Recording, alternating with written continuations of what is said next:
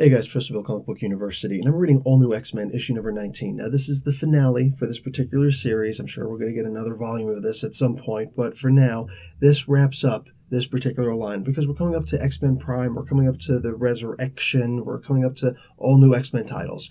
This is going to turn into X-Men Blue in some regards. Not all the same team members will be here. Either way, what happens here is just a kind of a resolution, in a sense. They have to realize that there's no way to go home. Now, Beast actually gathers all the original 5 X-Men together and brings them back in time. And Marvel girl, Miss Marvel, she actually gets to see that Beast is this magical demon creature. So it was interesting. Like, she's always peeking, right? Whether she's peeking in your mind or opening up one eye and checking out what's going on. Always peeking. What's up with that? Curiosity killed the Marvel girl. Anyway, so Shi'ar Empire all over again. So anyway, so they go back in time and they see all this crazy stuff. They're drinking Yoo-Hoo and yeah, it's all cool. And they go and there's Eunice the Untouchable, part 2. And just as Scott's getting ready to go up, he's like, oh, I read this in the older Scott's journal. You just have to attack him indirectly and yada yada. Beast stops him because what happens is the X-Men come and save the day. Yes, them. They actually come back and they save the day. They never left. There's a weird kind of way they don't understand it. And it's cool because why would any of them really remember or know anything about the original Secret Wars? And that's the thing. Marvel has been rebooted. So and nobody, really realizes it.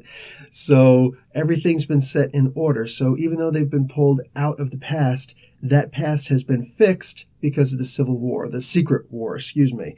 Maybe it was a very civil Secret War. It wasn't very civil. What's so civil about war anyway? So it's kind of a resolution there, and that's the whole purpose of this entire comic. After that, it's eating tacos and starting barbecue fires and, I don't know, whatever, weird little things like that. There's also the little thing going forward where we get to see that Scott and Miss Marvel, Jean Grey, are not about to get back together again. It's kind of weird. It's teen angsty, silly stuff where, Miss Marvel is all over him, like, leaning on him and whispering in his ear and talking to him and getting all girly and yada yada.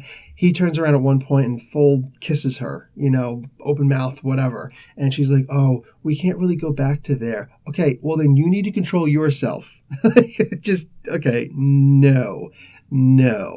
Anyway, so in a very weird way, that gets resolved also. Now, the thing about this that's kind of wacky to me is that the writing, okay, the dialogue on this is really off.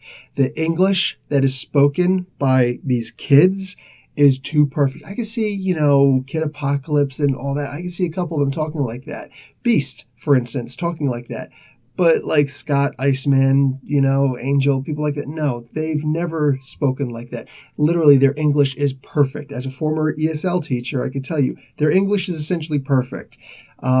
Make them more a little bit like kids. They haven't talked like this before. This was like a rush job kind of thing. And I understand because we're finalizing this particular run. Anyway, I'm still going to give this comic a B+. It was very fun. It was very enjoyable. And it was a resolution. Knowing that this is the last comic and actually resolving something that they're not going to keep on thinking about going to the past anymore. Or at least they know that they can't. I love the idea they did that. Anyway, guys, Professor Bill, Comic Book University. Class dismissed.